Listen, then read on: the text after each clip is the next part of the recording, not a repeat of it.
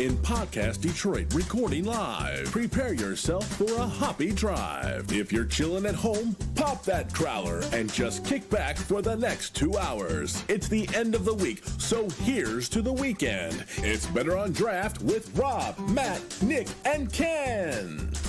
Well, it's actually only two of us on the show tonight. Rob. Although I do love that my name comes first. I don't think I ever actually paid attention to that. You know, we needed to make sure that you felt special. You were the first one we invited to stay on the show, so. Oh, I appreciate that.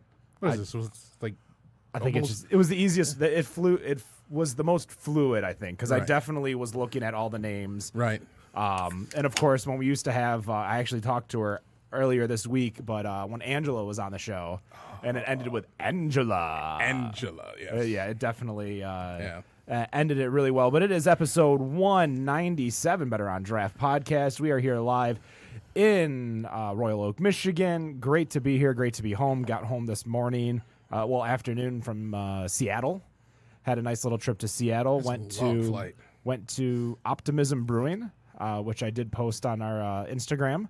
Nice little glassware there. Yeah, that is some pretty cool glassware. I almost went and bought one, but I'm like, the amount of luggage I have to bring with tools, clothes, and everything like that, it's just hard to bring more than a few things home. And of course, I have to bring the shot of the night home. Right. Which, Although I would kind of figure that with all of the breweries that you visit, that I wouldn't want you to be like the Hard Rock Cafe grandma and have just like a whole bunch of glasses just sitting on your shelf of every brewery that you've been to. But I always feel like you should have some sort of memorabilia from every brewery that you go to. I'm going to be honest. I just cracked open this Blake's Hard Cider, Light Cider, Mojito Lime. That was Blanc. Not a fan at all. I'm not a fan of mojitos, so I guess maybe I thought it would just be a little bit more of a faint taste. But that definitely kicked you in the mouth a little bit. And it's only 4 grams of sugar. I mean, I'm going to drink it. There's not I don't like abusing alcohol and pouring it down a shoot. But what do you got over there? Right now, I'm kind of double fisting. I've got strawberry Brewlius from Drafting Table. Figured I'd crack up one of those that I got from Oktoberfest and really enjoying the strawberry just coming off of that. And because I'm just like in this weird peanut butter phase right now, cracked open this year's version of Peanut Butter Jelly Crime from Superstition Meadery, which is going to be some strong shit right now. All right. And it's pretty much it almost just smells like the peanut butter in the bread. And I'm just getting ready to enjoy the jelly. Fair enough. We do have 2 guests in studio today from Urban Embodiment. We'll start with you. Why don't you introduce yourself and tell us what you do?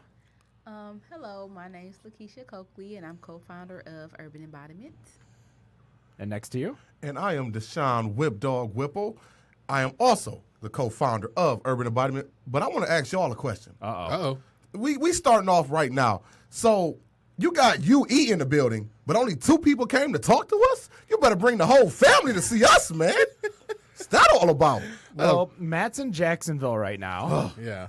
So he's in nicer weather for sure. Trying to watch AEW wrestling or something. It's a pain in the ass he has to be out there. Okay. Matt definitely is not the wrestling fan. That would be Nick, but Yeah. Nick's part-time, and I don't know where he is this week. Yeah, what is going on with Nick? But October is usually hard for him because it's his birthday month, his anniversary month, and we got him out to the festival this year. Listen. I'm not going to, no. Don't because shoot the it's my messenger. birthday month and it's my anniversary month. I'm not going to give any excuses for that shit. I mean, who runs this company? Who runs this podcast? You need to talk to someone for sure. But all right. So, what is Urban Embodiment? Keith, go ahead and talk to him. Well, basically, our purpose is simply just to bring people together through social activities. So, initially, when we started this in 2017, we had hosted a speed dating. I had reached out to DeSean I said, hey, let's put a speed dating event together, and he was all for it. So we had it. It was actually at Cola Lounge. It's in October 2017, and we had a really nice turnout. We had a really great time, and a lot of people were asking, well, what we were going to do next, So at that point, we figured we had a following right then and there, and there was a need there that we needed to fulfill. So later on, we came up with Urban Embodiment. Saving lives out here, man. That's what we doing. We saving lives out here. We ain't just putting single people together. We saving lives, man. Saving lives. Absolutely. Just bringing them together. Yes. So, I mean, with that, obviously you've done that event. What other events followed that? After that, our first speed dating event, we had an ugly Christmas sweater bowling party. So we had some people to come out. We did bowling, and we were all, it was kind of weird because people was in a bowling alley looking at us because we was all dressed up in ugly Christmas sweaters and Christmas paraphernalia. After that, we did another speed dating. We've done a bus trip last year to Put-in Bay. We've hosted a small business expo where we had small businesses, entrepreneurs in the Detroit area to come and solicit their products. And we also had 3 speakers to come and kind of give knowledge to those who were there. We did a bus trip to Chicago this year. We have done a masquerade ball. We done an ugly Christmas sweater cabaret. We've done quite a bit. Now, Keith, don't forget to tell them. You tell them about the Metro Detroit area, but we expand a little bit too. We're not just here. We do events in Lansing. We're gonna try to take over the whole Midwest in 2020. But she's been talking about a lot of the events we've done. You know, we like to drink too. So we got a mobile bartender battle coming up as well. But we'll talk about that later, you dig. All right. So there was also, I saw there was another event that you guys did. I think it was called Sippin' Singles. Which was, yes. I guess there's, I don't know, is there a difference between the Sippin' Singles and the other one, the Find a Bay? Well, it was Sippin' Singles. We did that in partnership with a great African-American-owned wine company called Jubilee Wines. Shout out to Perry Gill and Sophia Mitchell. And they wanted to put together an event where people can taste their wines. So definitely, if you guys have Facebook or Instagram, please go check out Jubilee Wines. They have some of the most amazing spirits you'll ever try. They don't not only do wines, they do vodkas as well. So we did that, but we also added in the Find a Bay speed dating. So what happened was each speed dater got a free drink. So when they came in, they could loosen up, kind of like y'all did us. Right. We walked in the door. But besides Showed that, you where the bar was right away. You dig, and that's where I was going anyway. Like, here's the bar. Here's the snack. When I walked in, Keisha was like, "Hey, they go over there. Say less." But anyway, so what we did with that speed dating, it was a party, but it was also speed dating as well. So people got a drink when they came in, and we had our wonderful angels. They're like my models. I call them angels because I'm Whip, and I'm Charlie, and they're my angels. So it's like Charlie's angels, but they're Whip's angels. Right. And they went around and they passed out little shots. So every time somebody switched at speed dating, every 5 minutes, they got a little shooter of another different Jubilee wine drink. So it was really a good experience. People had a great time. People came in, and I think Keith could agree with this. They came in nervous at first. By the end of the night, they didn't want to go home, man. They had a ball. Look at that. Any success stories from all of these events? Actually, we had a couple meet at our first speed dating event, and it's actually a dater and one of the vendors that we had that actually linked up. So that was the only success story that I know of, unless people, some people talk to us, some people have communicated outside of the speed dating events. Now, if it went any further or not, we're not aware of it. Mm-hmm. But that one story I know for sure that someone had hooked up at one of our events. Well, we also have a Facebook group that's free for people to join called Singles Dating in Detroit. And people can join that as well. It's not Match.com. It's not Tinder. Trust me. It's not Christian Mingle facts, for sure. facts, and more facts. No but offense. People have joined that and have collaborated and met and hung out. We actually have a couple that has got married from our singles group. So a lot of times when we have these events, people come to speed dating. That's how they find out about us. And if they don't connect from there, which we do hope they do, we'll tell them, please join Singles Dating in Detroit. It's became a singles community as opposed to more than just a singles dating site. They interact every day. They joke. They talk. People have started business relationships, platonic and romantic. So it's really a good thing, man. And so I definitely can say we've had a lot of people connect, whether it be through speed dating or through our Singles Dating Detroit group. Oh, that's awesome. Oh, so I saw you came in with a couple cups there. What do we got mixed in there? If anything, or is it just straight? I'm going to tell you what I do. I close my eyes, grab a bottle, and just pour. So I don't even know what I got in here. No, I'm joking. I know I got Deep Eddy in one, pause, and then I got Deep Eddy in one, Deep Eddy vodka, and I think I did Tito's vodka in the other. So it's just straight vodka. So it's No, It's, I mean, I hit it with a little squirt. Just a little bit. Okay. Just a little bit. Okay. So I don't know if I can say squirt product placement. I don't know if they paying y'all. No, they ain't paying us, but What you is- can say that. I think Diet Verners would owe us a lot. That's a lot of money. Yeah. Since Matt's not Okay. here, yeah, that I know how I go We got to business. call them. So I mean, as far as the spirits, is vodka always the one that you kind of gravitate towards, or are there any others that you kind of enjoy other than that? I think my partner could attest to this too, because she done known me way before this Urban Embodiment. This, first of all, let me say something. This is my best friend, so she done see me way up, and she done see me way down. You understand what I'm talking about? And So, in between. are you done? Are you done? Are you done? Go ahead. All right. So yeah. So as far as I pretty much I'm all over the board. People say I'm a white liquor drinker. I'm a dark. I'm a wine. Since I got a little older, I'm actually been dabbling more in the wines. Shout out to Aldi's, man. You get like 30 bottles of wine for $8, dog. For real. Shout out to Aldi's, man. All he does have a lot. Facts. In You there. know A what I'm lot saying? in there. That's true. But I have been dabbling more in the wines. But and I go to Frankenmuth a lot, so I like their flavored cherry wines and different things like that. But I'll still do a little, vodka. Anybody that makes a great Purple Rain out there, trust me, holla at me. You already know what it is. I've not had a Purple Rain in a long time. People talk about Long Island's and Long Blue Island, MFs, but right. Purple It's Rain's is the Purple one. Rain. Oh, Erotic City Prince. I've not had that in a long, long time. I don't think I've ever had a Purple Rain. I mean, it is, I mean, in a sense, it's very similar to a Long Island. I think, and I'm looking at it right now. It says vodka, lemonade, blue curacao, and grenadine. And the Purple Chambord has to top has it to be off. in the though. top. Exactly. It says rim, purple sugar, garnish, lemon slice. That is from Tipsy Bartender, as much as I don't trust them. Well, hold up. You don't like the Tipsy Bartender? So here's my issue with Tipsy Bartender. They make sometimes some of the most ridiculous drinks I out there, agree. some good, some bad.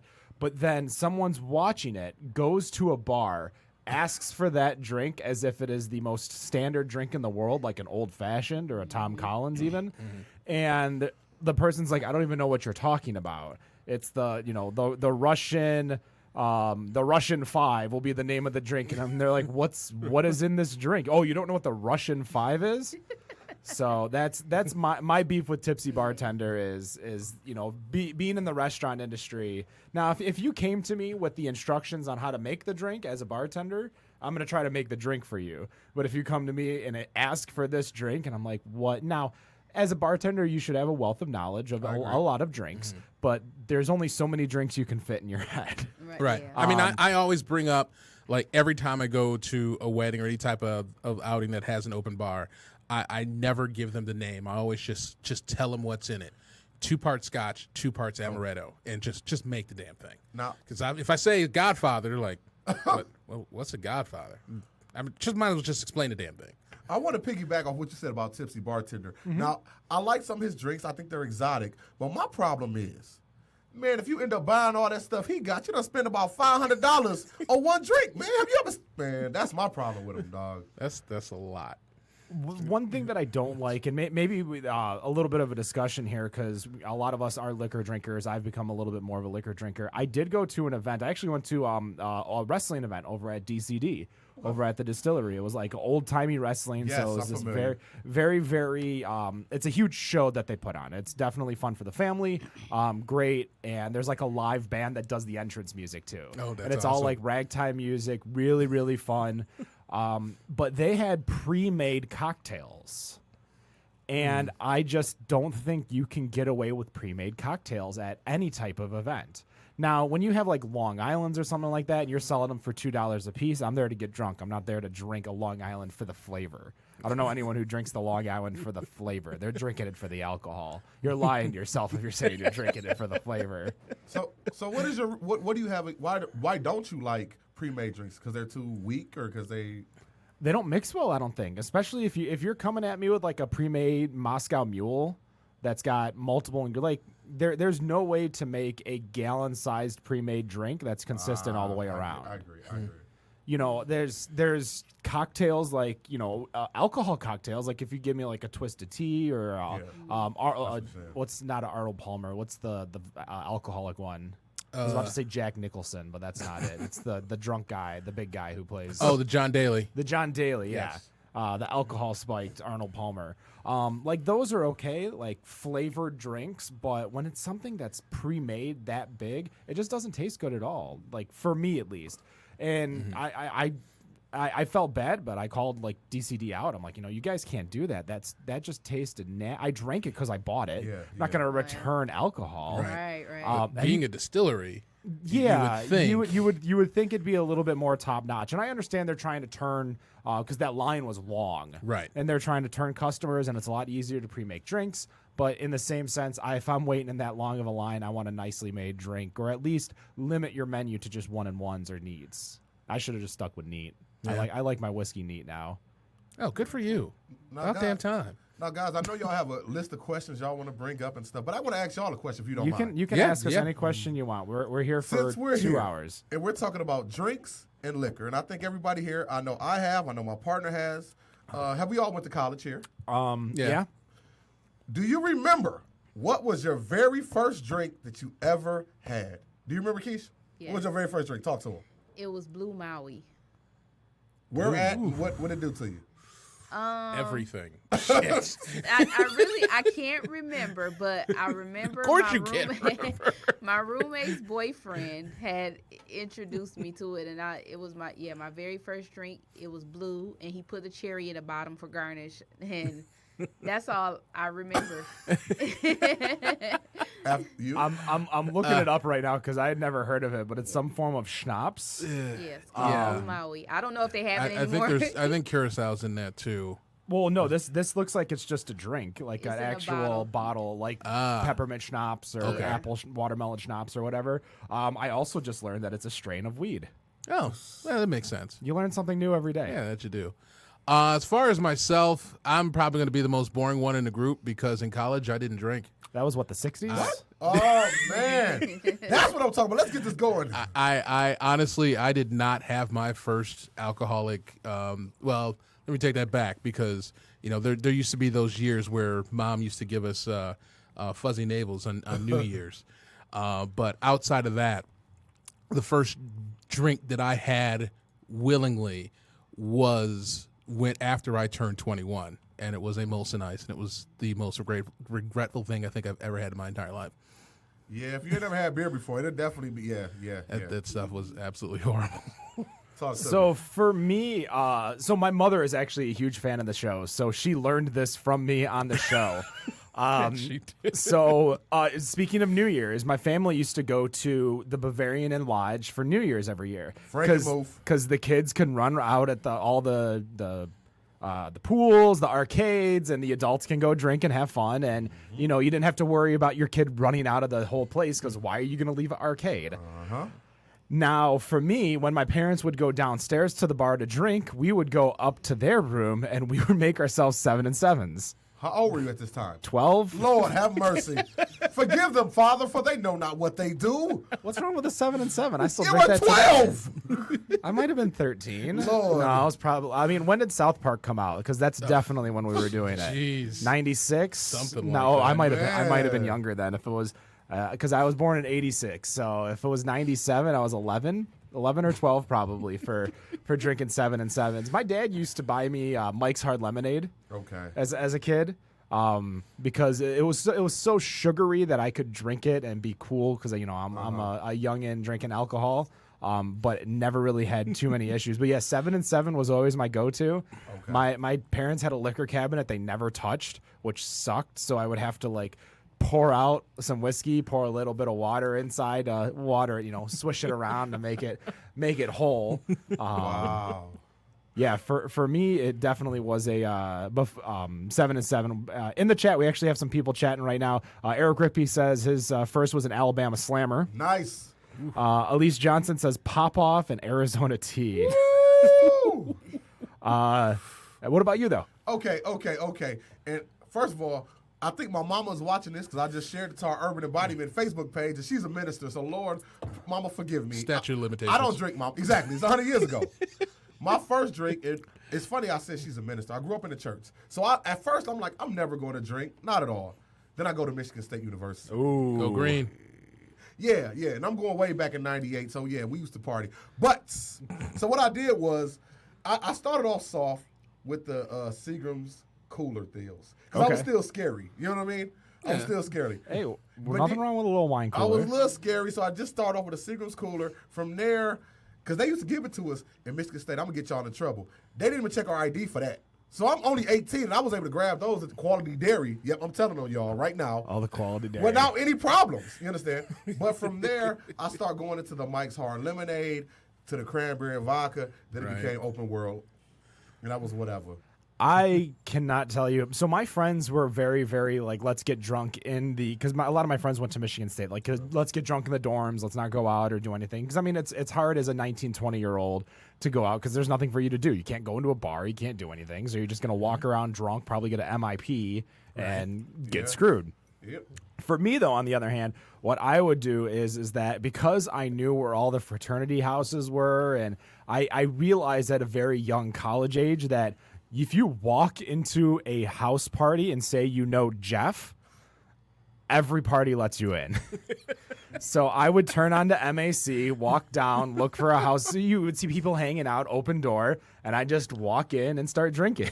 It's funny you said that because I'll tell you, one day me and my homeboys did the exact same thing. We're literally just walking up. Now, keep in mind, at this time, I'm still kind of corny because, like I said, I was a church boy. I had a halo on my head. I actually still have a halo, actually. Lekeitia, I was going to say, I just smelled her eyes roll. That's how bad it was. And what happened that night? Anyway, we would do that. We would just walk down the street, and we would find whatever house, any frat house, walk in, say, what up, bros? And then we say, how you doing, guys? Now, we didn't use Jeff. I wish I would have started that. And people, like, here, they would just put drinks in our hands. So, I mean, it happened all the time. Now, see, the Jeff is if someone questions why you're there. You don't draw attention to yourself. You go in acting like you're supposed to be there. Supposed to be there, exactly. Because I was supposed to be there. It was a party, and I was obviously, the invite did not come to my AOL Instant Messenger. Oh, jeez. Age, sex, It was location. a battle between Yahoo Messenger and AOL Messenger. When I was in school, they're like, you got Yahoo Messenger? I'm like, no, I got AOL. You got AOL? No, I got Yahoo. Because with Yahoo, you could put like the little backgrounds with the little hearts that rain and everything. Yeah. I had a lot because, living in Detroit, I used to go to Canada all the time. Yes. Because obviously drinking age in Detroit is 19 because you just crossed the border. Shout out to 112 and Windsor Music Cafe. The Windsor Music Cafe. They're gone now, but shout out to them. We were actually just talking about Windsor last week, I think, when we were with Copper Hop, because we were talking about the Honest Lawyer, which closed down as well. That whole Olette Street is a lot different, but I also never seen it in daylight when I was young. Whoa. You said Olette. You got to say it with that French accent. There you go. Well, come on, man. I know you got it in you. It's Windsor. It's okay. Olette. Okay, fine. Now, you mentioned about going from Mike's Hard, Seagram's, those types. What is your opinion on the White Claws and the seltzers going on right now? Trulies and Bon and Vive, that's my jam. Man, it's funny you said that. I have a friend. Shout out to Justin. He's a bartender at JP McGuire's in Taylor. Oh, your face is right on this camera right here, and everyone is seeing your opinion of White Claws. My partner here, we do our own live podcast at Singles Dating Detroit I talked about earlier. And the one thing they admit all the time is talk about her facial expressions. Even if she don't say nothing, it's written all over your face. It was all there. You don't have to say a word. Exactly. But anyway. So she don't like it. What about you? But going back to the White Claws, I'm going to tell you, I live in Dearborn. There's a store around me. I might have dabbled in the White Claws from time to time. I think it's a good warm-up for the real liquor. Why not mix the White Claws with the liquor? Add a little gin to it? It's a good idea. What time is the show over? Show's over at 9 o'clock. That's where I'm going. Thanks a lot, bro. I got a cabaret to go to. I'm headed there now. Shout out to Rada Toy Chest. Headed there next. Yeah, I would not. Yeah. Seltzers, no. At all? No. So let's go back to Zima. How old are you? I'm 43. So you remember Zima? Oh, yeah. Yeah, You Senior didn't like prom. I remember Zima. You didn't like it? Oh, hell no. No. It was just Man, like. what kind of show is this, man? This is actually a beer show. Oh, well, fine. I mean, I've told Matt when he's here. I've told Nick when he's here. I've told Ken. To me, seltzers taste like somebody made some shitty alcoholic Kool-Aid and forgot the sugar. Well, I mean that's why I like it, because I hate sugary drinks, or I hate sugar, period. I don't But like it. I always say it tastes like the taint of a fruit. It's like a very faint flavor of the fruit. You ain't drinking it. Well, I mean, you ain't drinking it for the taste. It tastes like almost like a really bad like water that was kind of sitting in lime or sitting in lemon. Like you go to a hotel or something like that, and they have the little fruit sitting in the water, and you pour yourself a little glass of water. Now, we did mention we are a beer show, so do you guys have a beer drink that you go towards? Whether it's a bottle, a can, a style. I'm a Mike's Hard Lemonade kind of girl. I also do the Twisted Tea, and I like the Ritas, the Budweiser Rita line. The Limerita, the strawberry, the Waterita, the Peacharita. See, now those are very sugary to me. Yeah. Tell her what you really do. If she find a new one come out, she'll text me the screenshot like, No, "Oh, he you gotta try started it. He started try it. this." He started it. When they put the little ads on, and I don't know what it is with Facebook and these phones and everything, but it's like it sees what you're thinking. And it's like you scroll through and then this ad comes up and it's like, oh my God, I didn't do a search. I didn't do anything. And he would tag me in it like, Keisha, you gotta go get this. Keisha, you gotta go try that. So you started that, so don't put that on me.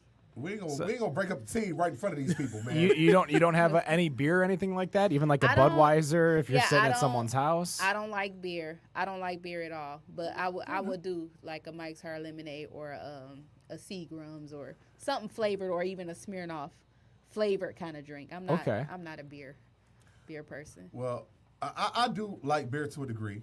And I'm going to shout her out because I told her I would. Shout out to my girlfriend. She actually lives in Lansing. And you know what I'm saying? So up there they got a store called Horrocks. I don't know if you're familiar with it. I am familiar with Horrocks. Horrocks has a beer bar in there. Yes. So I get to try a lot of the ciders every time I go up. And we go right up there and we taste all the ciders.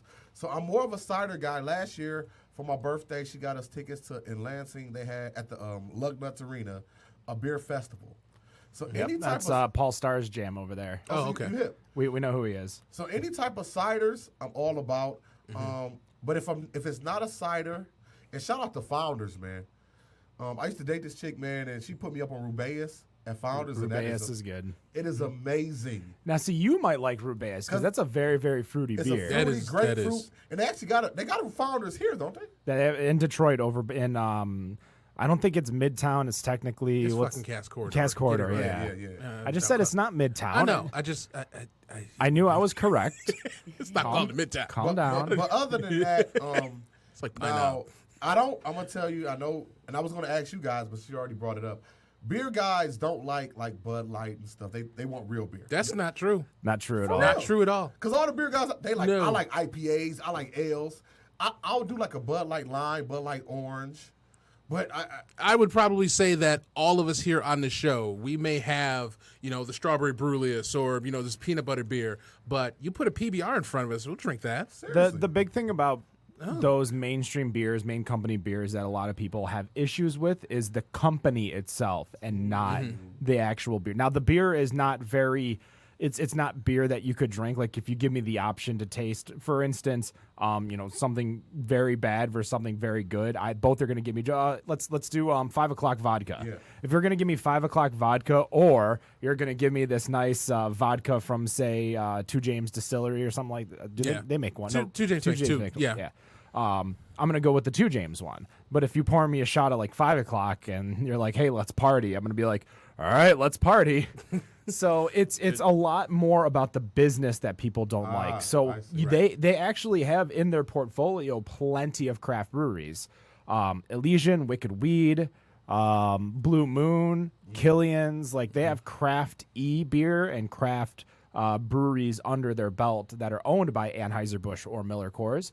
But again, people don't want to drink that because of the business practices by Anheuser-Busch. That's what they're not a fan of.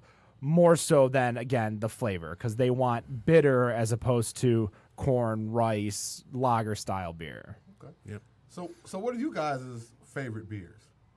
I'm all over the damn place. Okay. I will have the IPAs. I'm probably more particular to porters and stouts. I do like the darker beers, and really with the darker beers are typically the stronger beers. So porters, stouts. I know a lot of people don't like the style too much, but barley wines are probably one of my favorites. But those are and can be relatively strong because I don't think I've run into a barley wine that's less than 12% ABV. Most of them I kind of mess with are around 14. And there are, even with that, there are a couple even stouts that will play around between 15 to 20%, which shout out to the brewery's Black Tuesday, one of the strongest barrel-aged stouts that I think I've ever had. I think it was like 20.5%. Now let me ask you, there's a term I've always heard, and I've used it only because I've heard other people say it. Okay. Hoppy. What does that mean in relationship to IPAs, ales, or whatnot? So it basically, and I know I'm going to screw this up, guys, so I'm sure they will correct me in the chat. But hoppiness tends to, I guess, in my definition, will refer to the bitterness of the beer. The more hops that are thrown in, it can, depending on, it depends on the recipe and what the brewer wants to do as to whether or not they want that bitterness and that hoppiness to be at the front when you take the first sip or at the back when it's all gone down. I see. Now, in regards to hoppiness, like for me, I use it word in word, like, one for one in regards to bitterness. Okay. Kick you in the face, piney, IPAs, high bitterness, the stuff that makes you like pucker your mouth because it's just on the tongue, it's abusive. There's different types of hops, though. Some hops have a lot of citrus flavor to them, which gives it a lot more smoother flavoring. But it also, again, there's the yeast that changes it. There is the malt bill that changes it. So there's so many different things that edit what the hops can and will do. So for instance, like this, like every beer you're going to have is going to have hops in it, no matter what. Right. So it just depends on how much, or the style of hops and what else is in this beer. So like the beer that I just poured right now, I had from Trillium, which is in Vermont. Trillium is Massachusetts. Massachusetts, yeah. Yes. So they're known for their IPAs, which is their kick-in-your-face bitter beer. But this is a Currant farm ale. So Currant, Currant farm ale. So it's going to be a little sweet, a little sour. I haven't There's had a that chance. sourness. Holy shit. Oh, you got it. Wow. So Rob's not a fan of the sours. What do you think of the sour, though? yeah, I'm gonna tell you, I like that. Because again, like I said, I like sour ciders. So anything sour, I'm a fan of. I'm feeling real good. So like this, you're going to get a lot of salt in it. Mm-hmm. You're going to taste the salt as opposed to, it's almost like eating a Warhead. I like that. Now, guys, It's a little more fruity. I got all this liquor in me. I'm going to pass the mic to my partner. I'm going to make a restroom break. I'll be right back, okay? Okay. We'll still be here. What, Mike? Ooh, good catch. No spill. No You're spill. cut off. You're cut No, off. I just couldn't catch it. Yes, drinks cut off. All right. Thank you. We got it. All right. It's a little teetery, but it'll make it. What is your favorite event that you like to run for Urban Embodiment? That's an interesting question. I do like doing the speed dating. Everything that we do, I kind of enjoy doing it. We wouldn't do it if we wouldn't enjoy it. But what I really do like is when we do the small business expos, we did two. We did one here and we did one in Lansing. And we get a lot of positive feedback from it. And a lot of people, they network with each other and kind of make partnerships and stuff like that. So I really do enjoy doing the small business expos. What is your small business expo? Like, what's the goal? Is it just pure networking or? Yeah, so what we do usually is free to the public, and then we sell vendor tables. So we usually have about 15 vendors there, entrepreneurs. We had the last one we did in Lansing, we had KL Collections. We had Zalise, who specializes in the CBD oil. We had Consumers Energy come out. We had a lot of different vendors selling all kind of different things there that came out. And so patrons come and, if they like this items or whatever, they can buy. And then the vendors sometimes buy from each other and they swap each other's business cards or whatever. So those usually turn out pretty nice. Do you have a day job, something that, or is this your day job? No, I do have a day job. I won't say what it is. That's but, okay. But yes, I do work full time, and I also have another side hustle that I do, and I'm also a single parent. Well, that's a full-time job right there. Yeah, they're right. One of the things that I feel is uniquely Detroit, and you guys can agree or disagree with me, is that everyone in the city always has a side hustle, something that they're doing, something extra on the side, something that they. Detroit hustles hard. There it is right there. But that's this is my side hustle. Matt has his with we do a monthly swag box, kind of like a loot crate. Yep. Seriously? Yep. So I think it's just very uniquely Detroit. I don't know if I've ever seen it really outside of the city. I know I have mine with trivia. So, Oh yeah, you host. I used to host pub trivia. You host it. Whoa. Hi. What company do you work trivia for? I work for Sporkle Live. Whoa. I'm a trivia host for my Trivia Live. Oh, so we're We competitive. got to end this show right now. Thank you very much for having us. We're out. No, I'm joking. In all fairness, he hosts for Quizzo. So it's a triangle fine. of trivia terror. You're cut off. But I mean that kind of proves you're a trivia host / Urban Embodiment / I'm assuming there's something else that you probably do in regards to work like that. That is such a uniquely Detroit thing, or it could be just a generational thing where we just all need money. I once literally said, because I like to travel a lot. I Vegas, I call that my second home, or different places. And you go to other places, and some people that are tourists can't handle the environment, if you will. Right. But I think somebody from the Metro Detroit area can go anywhere because we know how to hustle, and we'll be okay. Would you agree with that? I can agree with that. Well, Yeah, I have to agree with ask, since you mentioned Vegas, what's your game of choice? I am not a gambler. Really? I am a partier. Well, that is another city to go to party. But I tell you, if I do play anything, I am a big fan of blackjack. Blackjack and slots. I'm pretty confident in my blackjack game. But yeah, that's about it for me. No, I mean, might as well ask, do you gamble at all? Do you play any games? Sporadically, I do. Whenever I go to the casino, I never hit more than like $100. $100 is like my max. I don't never the machine is hot and hit for 900 or hit for 12 or anything like that. But we talked about this before you got here. You're always supposed to make the story seem bigger. Say you won like 5 racks or something, girl. We talked about how honesty is the best policy. And I don't want to get jumped after here thinking somebody thinks I got all this money. Good point, Okay. good point. Shout out to Keish. I mean, your mother is listening, and do you want to tell her that you're just a big liar? You're right, because I owe my mom about $20,000 for all the years her taking care of me and feeding me. So It's Mama, I probably ain't made more no than money. that. Yeah. Right. I was gonna say I can only imagine if my mother gave me a bill for all the things that I wanted to do as a kid and all the things that I got that I never finished. Like I got a guitar and then I never really learned how to play it.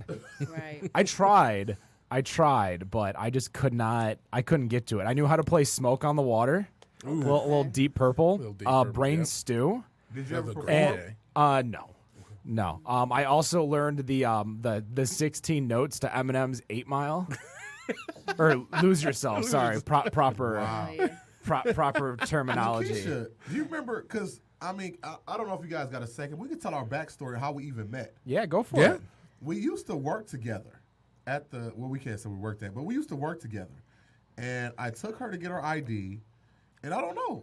I just used to tell her every day about my weekend excursions. His escapades. Yeah, because back then I was a little bit wild. I'm a child of God now. Okay. You gonna do that in front of these people? You gonna do it in front of Okay. I wanted that reaction. But so bad. anyway, please take the camera off her face because y'all don't need to see this. But anyway, we just got really cool, and we stopped working there, but we just remained cool, and it literally ended up becoming best friends. Mm-hmm. And it's funny, we always talk about this. It's been a constant. We've been so close. I mean, literally, we up and down. We know everything about each other. People always thought we were like dating. We were married. Facts. Yeah. Facts. I would get somewhere before him, and they're like, "Where's your husband?" And I'm like, "My best friend." But jokes aside, like I said, so we worked together. And like I said, she said earlier we started this idea. But after that, man. So with that being said, she knows how much I drink and how much I party and how much I have fun when I was younger. How much he convinces me to drink. If we get a chance, we're going to talk about a story called Go Hard Quiche. Go hard quiche. All right. Yeah. So before we take a quick break, because we're up against the break, I want to know, because obviously you like to go to Vegas, you like to party. Where is your go-to bar, casino, club in Vegas, or maybe a secret that somebody should go check out? Man, well, first of all, and it's funny you said that. Is it Deus? They have like a day party, and I saw Chris Brown. They have like a pool and everything. It's a summer pool party. That's my Deus, I want to say is the name of it. But that's my place I like to go to. I really enjoy that place. People are just drinking, having a good time, and I've always enjoyed it. Yeah. I can't do the pool and alcohol. Like you were talking about Put-in-Bay and doing a trip to Put-in-Bay, and I remember swimming up to the Put-in-Bay bar. But I also learned when like the kids, we'll say the 20-year-olds, show up to the bar versus when the adults are showing up at the bar. So like during the day, the adults are hanging out at the bars and at the brewery, distillery, winery, all these places. And then the second it like turns like 8 o'clock, the whole thing flips, and it's all kids, barely any adults. The place is crowded. You're like, what happened to Put-in-Bay? Completely different. But I went there once for a bachelor party, and then I actually just went back earlier this year for the first time in probably a decade, and man, it was crazy. But we're going to take a quick break. We're going to listen to Brother Son from the Ferndale set. We will be right back with the Better on Draft podcast. I'm headed for the city, trouble in my mind. I'm way too young and pretty for things to be unkind. Time is all we have now, so let's make something while we can. I'm headed for the city to make me start again. Conversation now and then, gotta go, gotta get it. Don't make things go south, baby. Oh, oh, oh, oh, oh, oh, oh, oh, oh, oh, yeah.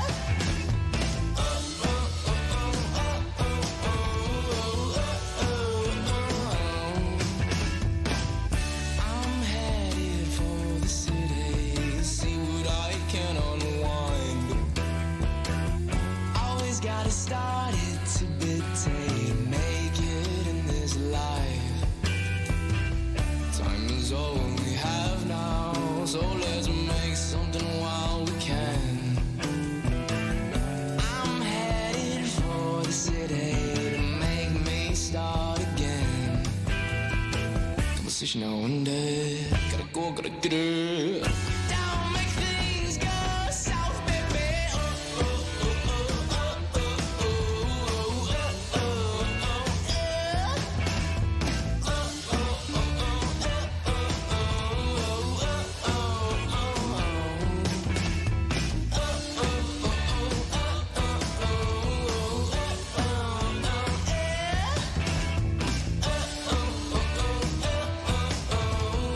oh, oh, oh,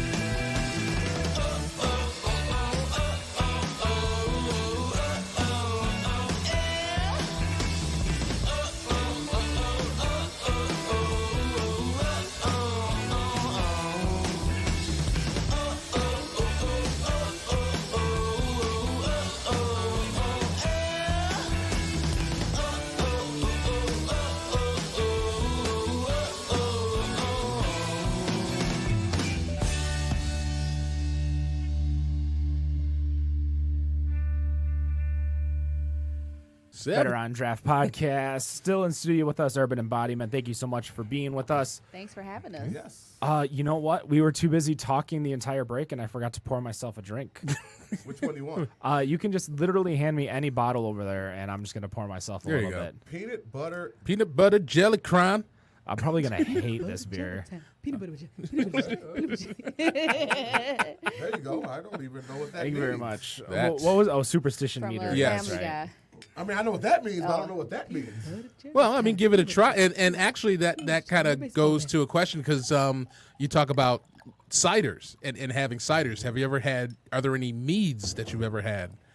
I don't even know what that means. Well, go ahead and pour some of that in your glass and It you'll start to is find out. a honey fermented ale. Wait a minute. He put it right in front of me. He didn't put it in front of my partner. He put it right in front of me. I mean, he can't reach. He's not I just Mr. told Fantastic. you, He can't reach my that far. mama is watching this, man. I know. And she wants to hear your opinion on peanut butter and jelly crime. Yeah. That's why she just posted in the chat room, I want to hear my son's opinion on peanut butter and jelly crime. And I have a strong pour, so pause. So yeah.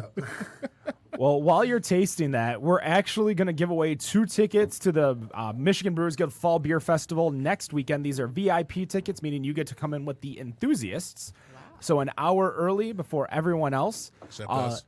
Well, yeah.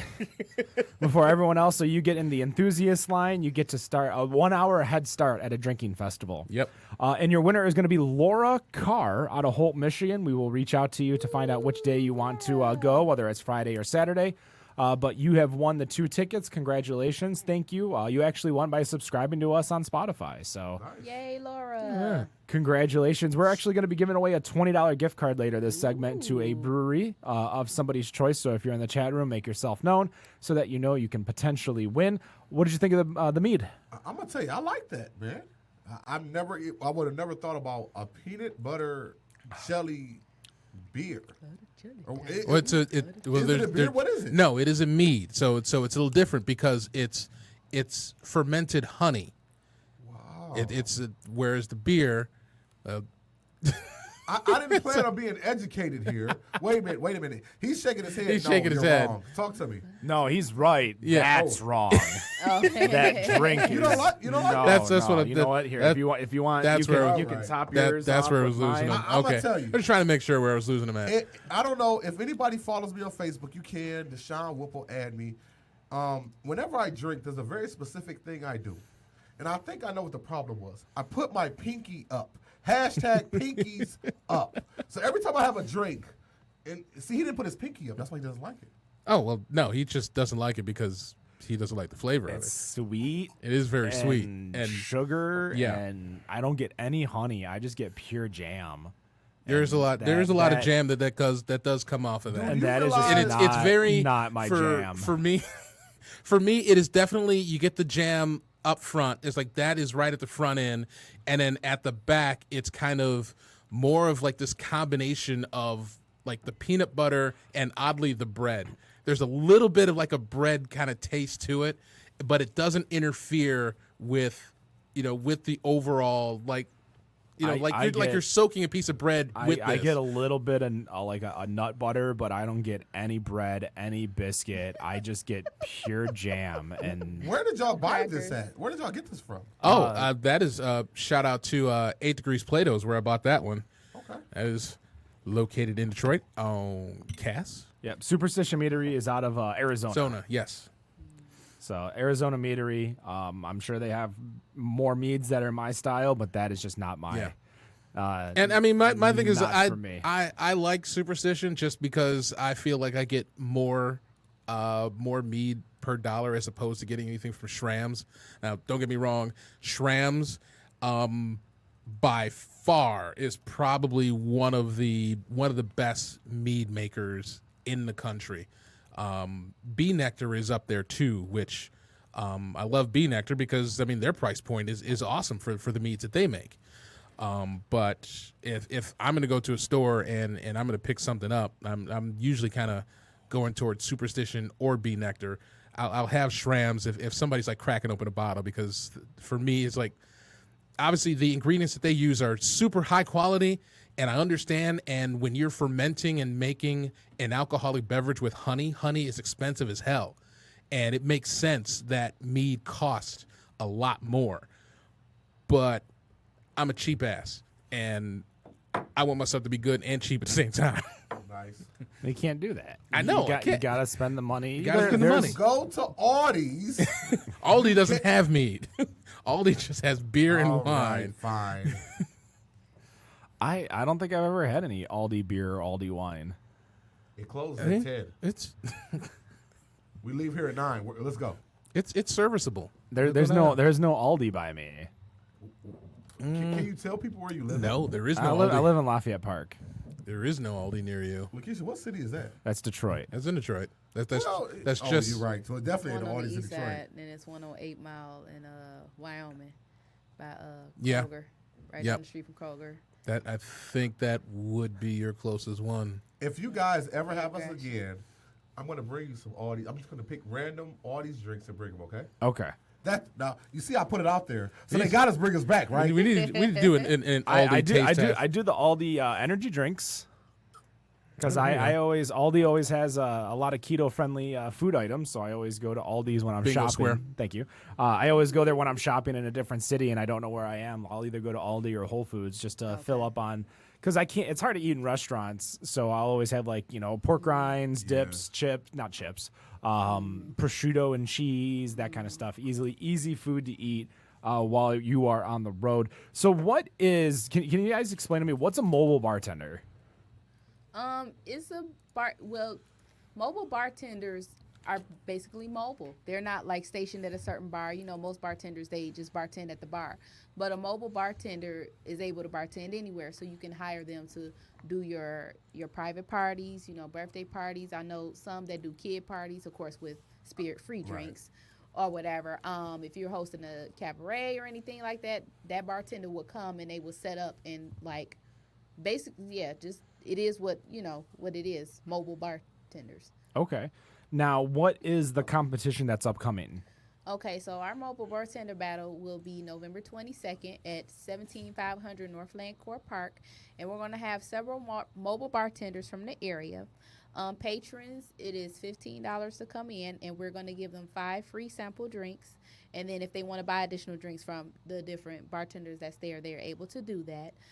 Then we're going to take a vote on who they like the best. And then we'll tally those votes, and then at the end of the night, we'll announce a winner. Absolutely. Some of our things on the list will be presentation, because some of the mobile bartenders have amazing design in their setup. They might have sweet tarts or some type of candy in their drinks. Each one has their own special drinks. We're going to talk about presentation, taste, even the friendliness of the bartender. Because let's be honest, if you ever been to a bar, a friendly bartender is a bartender that gets your money. Am I lying? Nope. He takes care of you, right? Nope. It takes care of you. So we're going to judge at the end of the night, and like she said, they're going to get an amazing prize from Urban Embodiment. And how can people enter? Can anyone enter? Do you need certain certificates to be able to enter, or? Well, right now, it is open. If you are a mobile bartender, you can check out our Facebook page.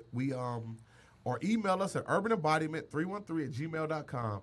Right now, we have some great bartenders already signed up. I'm going to say a couple of them just for replay purposes. We got Nick, as you know, Nick Britsky. Nick Drinks. Shout out to Nick's Drinks. We got Rock the Bar. They're going to be there. And we got a big time mobile bartender in the Detroit area called La La Libations. They've taken care of amazing and many events in the Detroit area. So they're going to be there. And we still have opportunities. So if you want to be a bartender at this event, you can. Just email us at urbanembodiment313@gmail.com. Also, like she said before, you can be a part of this event. If you just want to come and drink, because just like you guys enjoy a good drink, come out. It's right in Southfield. Costs you only $15, and we'll give you 5 free samples. All you have to do, we have an Eventbrite set up, or you can Cash App us at PayPal. Yeah, Cash App, PayPal, Zelle. Cash App is $ Urban Embodiment, one word, or PayPal and Zelle, Urban Embodiment 313@gmail.com. Get your tickets for that. It's going to be a great night, a fun night. We're going to have music. We're going to enjoy ourselves. We have vendors. Trust me, if you enjoy drinks, Keisha, you would agree, you want to be at the Urban Embodiment Mobile Bartender Battle, Now, November is 22nd. everyone making the same drink and you're judging it, or does everyone come up with their own creations and cocktails that they're going to be presenting? That's the key. They're going to make their specialty drinks. Okay. They're going to make their specialty drinks and try to get the judges to sway to their side. And do you have actual judges, or is everyone that's attending a judge? Well, yeah, we're gonna give slips to the patrons and let them decide. Okay. How many bartenders are you expecting for this event? Roughly, I say anywhere between 10 to 15. Okay, so if I'm only as a fan or as someone who's going there to drink, I'm only going to be able to try 6 or 7. Oh no. Like I said, we'll give out 5 free samples. Okay. But from there, you can purchase more drinks. Let's say you like Rock the Bar's drinks. And you know what? I'm going to try Rock the Bar's drinks all night. You can do that. Or if you try Nick's drinks all night, La La Libations, or any other mobile bartender, you can do that. So you can try. After you get your 5 free samples, you can buy all night, enjoy them. And I'm going to tell you, I'm putting them on the spot right now. Yeah. I want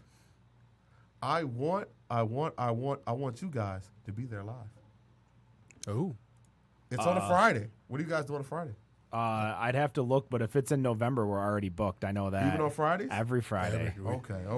Friday. We with Better on Draft, we're actually booking through December, and we already have January booked too.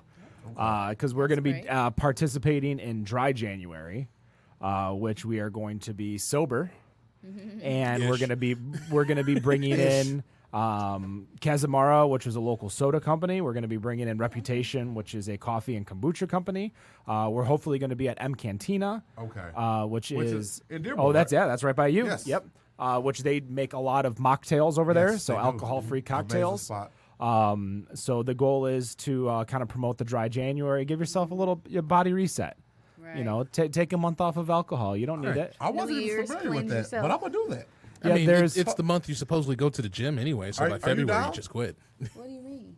This is my dry period now. When these meds are over, it's You're a wrap. drinking after that? Yes. There's a lot of people that participate in Dry January or Sober October, because obviously the enunciation is pretty easy off the tongue for sure. It's time and cider meal time. This is sober October. October's like a bad time to be sober, in my opinion. It's funny she said that. I'm actually headed up to Lansing tomorrow. Then we're going to a apple orchard, and they have going to Phillips. I don't know the name of her sister told us about it, but they have a wine bar with apple cider based wine and spirits at the bar. So my dry is not starting till January. January. Well, you've got St. John's, which is up there, which they do hard cider. You have Phillips, which does cider as well, hard cider. Yep. So there's a few hard cideries up there just north of Lansing that you're able to go. You guys should check out, though. I believe it's in August every year. Cider Days, which is over at Blake's in Armada, I believe is the name of the city. They actually bring in a lot of cideries. It's that company right there. They bring in a lot of cideries for a festival, so it's a cider festival. I would say you guys should go to the Seltzer Festival in Royal Oak in December, but that's going to be my jam, not you guys. Yeah, you enjoy that. Seltzer water. What are you looking for, like, as a judge for these mobile bartenders? Like, what is your key points? Like, you know, the things you want to see from these bartenders? Out taste for sure. Their personality and, like he said, their the presentation, pretty much. I think those are the 3 key things in any bartender that would make someone's experience. Yeah, I'm in agreement with that. We want energy. You know, don't get it twisted. Now, me personally, don't laugh. You're like, man, he's 6'5", 285 pounds. Yeah, I am. I'm a giant, but I like a good fruity drink. I'm not gonna lie to you. But what's wrong with that? With that being said, what? Did you say pause? Yes. That's my gimmick.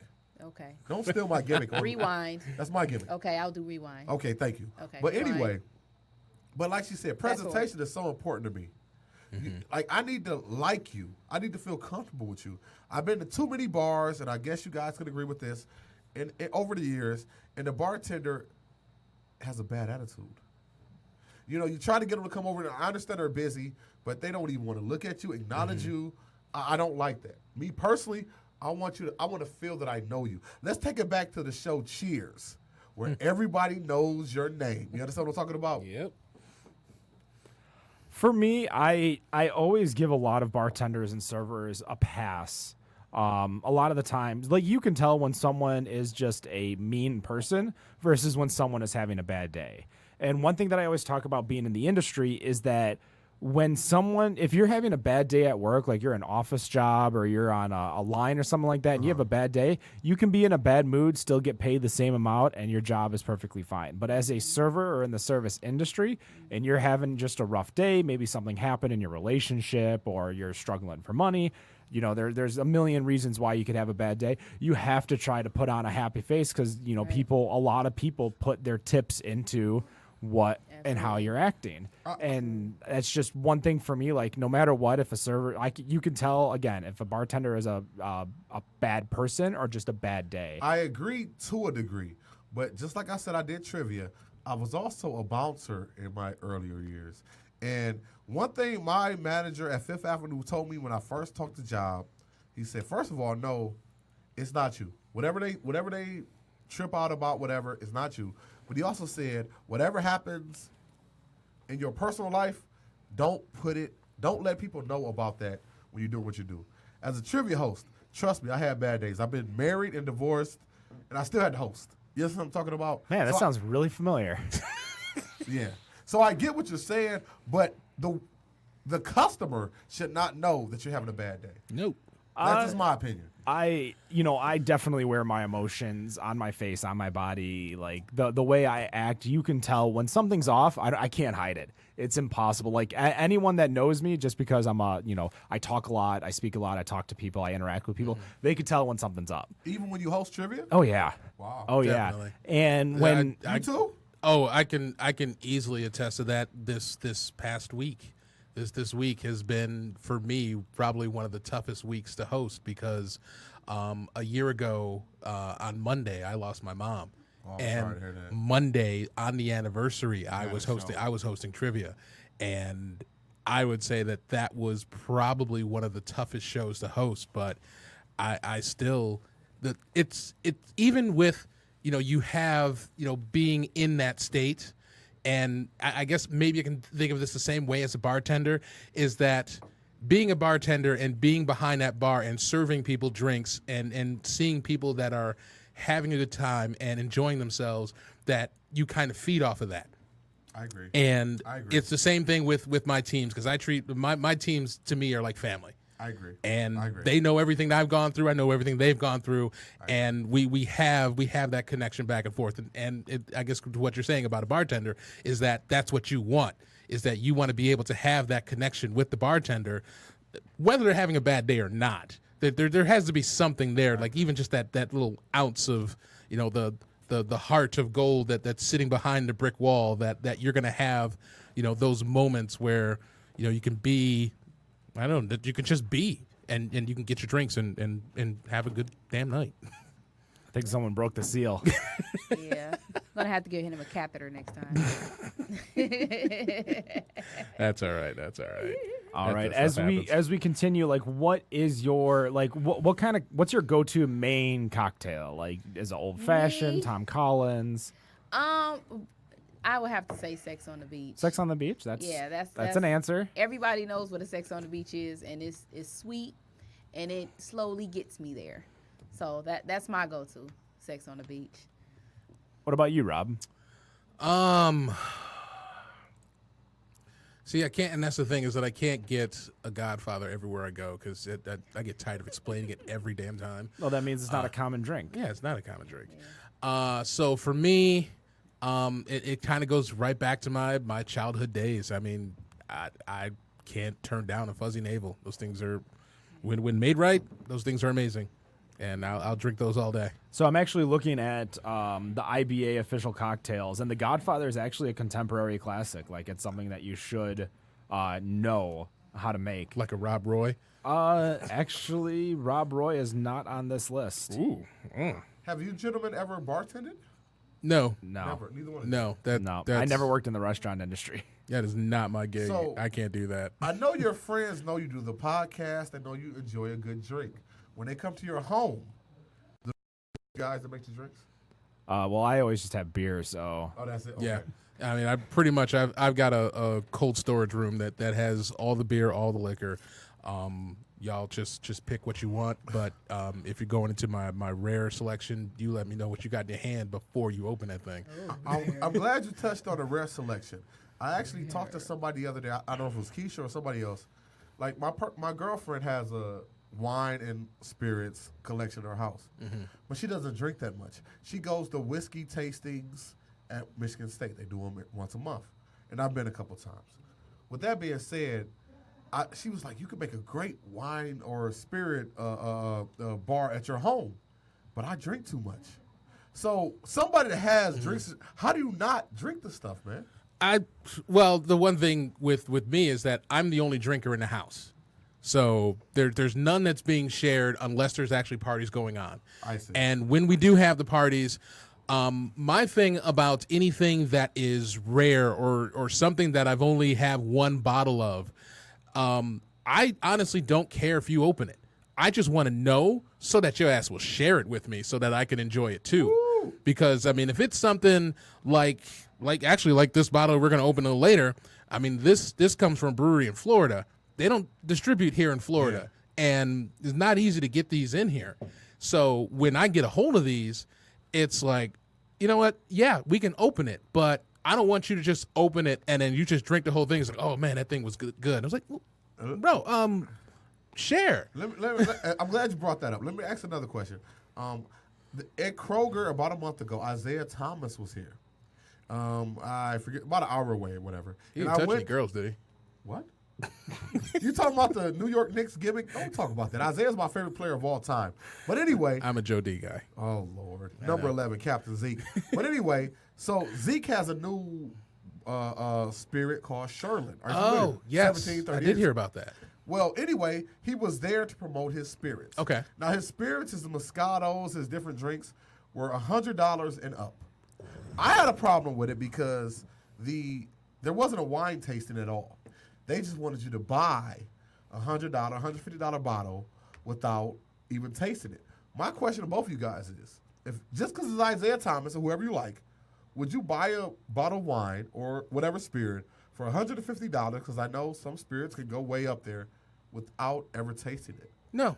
You wouldn't either? No. No. That's pretty much like because Sam Adams, they just released a beer that they release every 2 years called Utopias. Okay.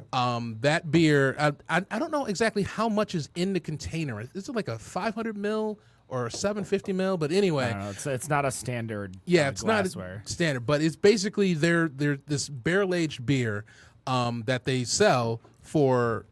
I believe it was at Holiday Market in Royal Oak today, and it was selling for $239. Wow. This stuff is strong as hell because you don't really run into a beer that's 28% and is banned in 15 states because of the ABV is so high. But before I left, my wife asked me if I've ever had any of this. And I said, I don't have friends that bankroll that kind of money to grab that beer because I'm not buying that. If somebody wants to go out there and buy it and then say, hey, you want a sip of this, sure. But no, and they don't make enough of it where they're actually going to do any type of samples. And maybe that's the same case with Isaiah Thomas' stuff, is that there's not enough that's out there right now to be able to do samples to do it.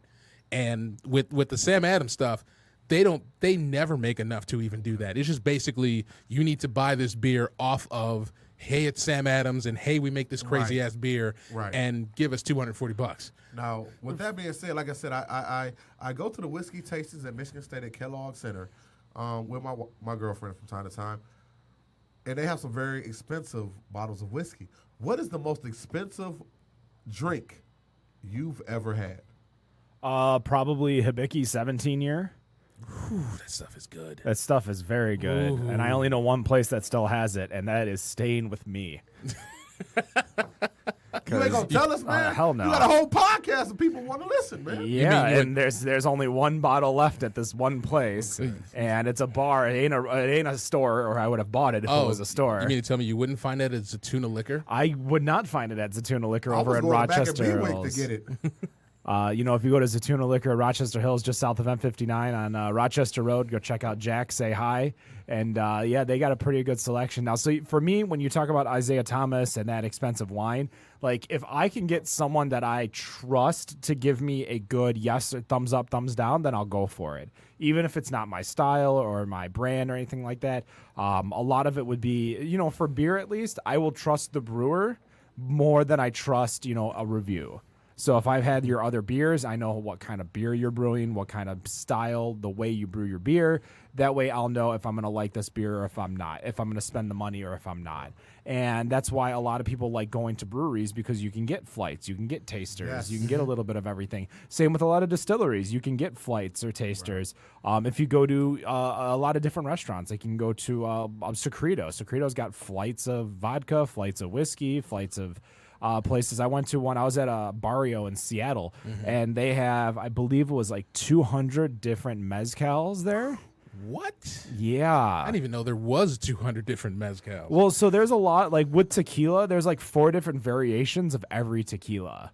Because there's like the white tequila, the agave, like there's so many different things. I don't know much about tequila, obviously. But I took a photo, and I actually had to take 3 separate photos of the bar for how many bottles they had. Oh my goodness. Yeah, they did have 2 beers on draft too, so it was pretty much what they sell is tequila. Right. I'm not a big tequila drinker though. Do you do tequila, Rob? I pretty much.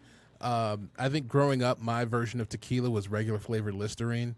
And then after growing up off of that and actually tasting tequila, I was like, this just tastes like Listerine. This is this is what is this? What? This is what, maybe it was just like the cheap brand. So like you can't even do margaritas, man? Oh, I could do margaritas. It's just I don't. Yeah, but that's tequila's not. It's just there. When a drink has so much extra stuff, that ain't that liquor anymore. Good point. In my humble opinion. Like if you're doing almost like what's that? Like a tequila sunrise, and you have so much orange juice in there that it's just really orange juice with faint tequila. Right. I mean, unless you make it really strong, but again, that means it's not a good drink. Right. And that's something obviously as a mobile bartender. When you have people showing up, hopefully you don't have too many people, because there's a lot of my friends, the stronger the better, and that's just that. That's got to be wrong. Like you gotta. Who would like the stronger the better though, Keith? I feel like he's Not calling me. you out Not there. me. I think he's trying to say you.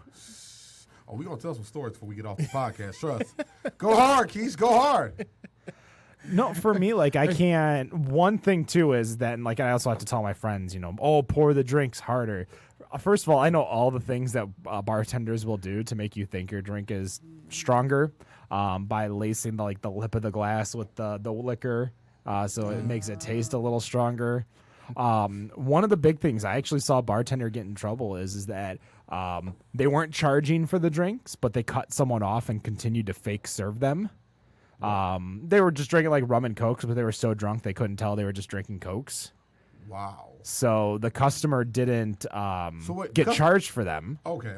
Nope. So if the customer ordered 8 and only had 4 and only got charged for 4.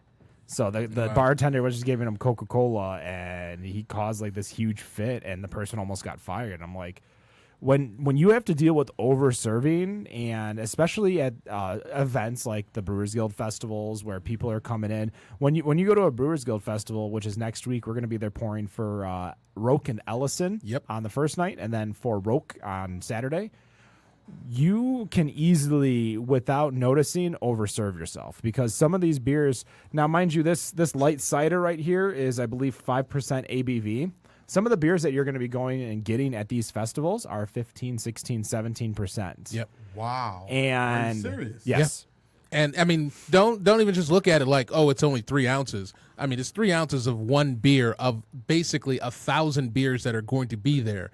And with a ticket, you're guaranteed to have 15 pours. Well, maybe 10. I guess depends if there's any 2 token beers that require that. Y'all drinking the 4 Locos of beers or something. Oh, Rob loves those 4 Locos. The real 4 Locos, not the one that came back. The real 4 Locos. Do not know. That was when I used to go to frat parties over at Wayne State, and what? I would take 2 4 Loco cans, and I would get a nice little buzz on like $4. You would and be I'd together happy. for 1 4 Loco back in the day. They done changed it because the caffeine intake. So we're going to take a quick break, though. Once again, this is Brother Son. We'll be right back. Better on Draft Podcast.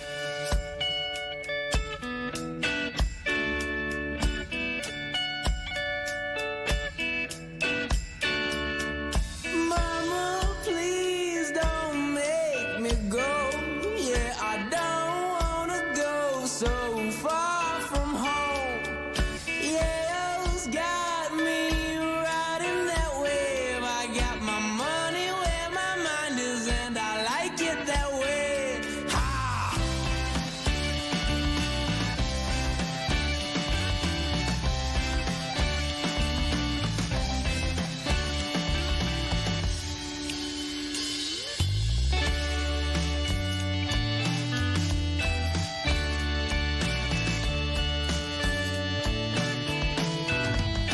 You pick me up when I'm down. I sniff you up. It takes me all around. You pick me up when my feelings are down. I sniff you up. It takes me all around. Yeah.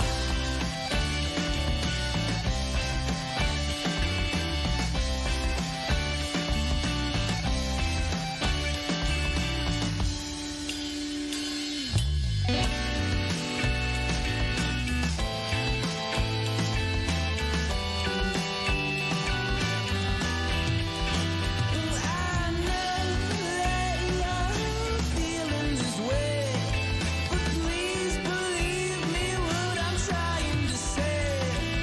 Drink some water for your cotton mouth. Put some drops in and then hit the town. Nobody will know what you're doing secret. All you got to do is just keep your shits together.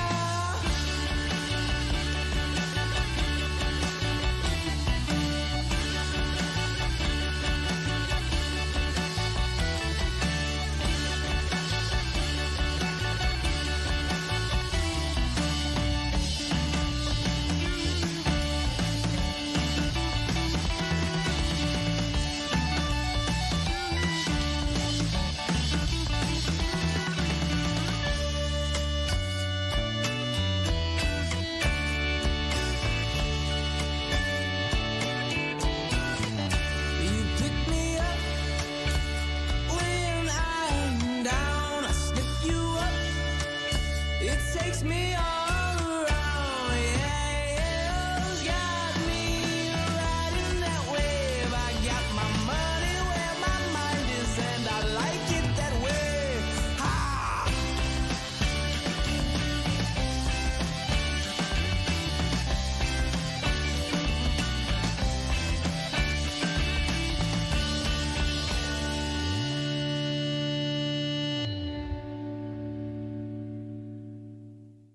And we are back, episode 197, Better on Draft Podcast, still in studio, Urban Embodiment. You can actually Yes. find them on Instagram at Urban Embodiment.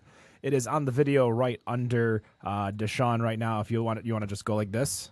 Other hand. Okay, what am I pointing at? You're pointing at the Okay. video. Right there. The right cry there. line. Follow us. And we're on Facebook as well, Urban Embodiment. And you can email us at urbanembodiment313@gmail.com. You're gonna have to get a different email if you're gonna branch out of Detroit. No, it's funny you said that. When we get our events in Lansing, they're like, the Lansing people want you to say 517. Listen, don't worry about all that. I'm Whip Dog. This is Lekeitia. Just love us. I got one Don't worry about the email email. A wise man once said, "So everybody from the 313, put your motherfucking hands up and follow me." Yeah, we did. And that was B Rabbit. That was B Rabbit. Shout out to B Rabbit. If y'all don't know B Rabbit, you need to know who B Rabbit is. Shout out to 8 Mile. Yeah. All right. What'd you pour us, Rob? So I poured because basically we had a Tavor Tuesday vote that went down as to which bottle that I had received Keisha, from You Tavor gotta smell it at least. that smell we it. were going to pour today. So what we have open right now is from Cycle Brewing out of Florida.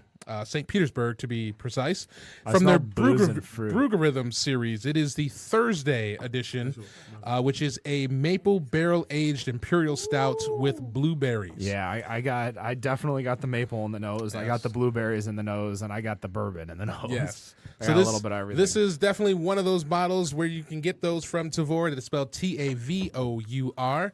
They are a beer mail subscription service. That you can have subscriptions. What's you can the order, ABV clocked in on that? You can order beers. The ABV on this is at, let's see. I was going to say, I'm getting all maple and bourbon, and I like it. I agree. do not see the ABV on this. All right, I can That look it is up real- real quick for yeah. you. It's mysterious. Mystery ABV. But I was just saying, you can order beer from Tavour. You can use the app that you can get from iTunes or Android. Buy some beers. I like and the any, bottle. It Any looks like beer that you order can be shipped to you at a low flat rate of $14.90.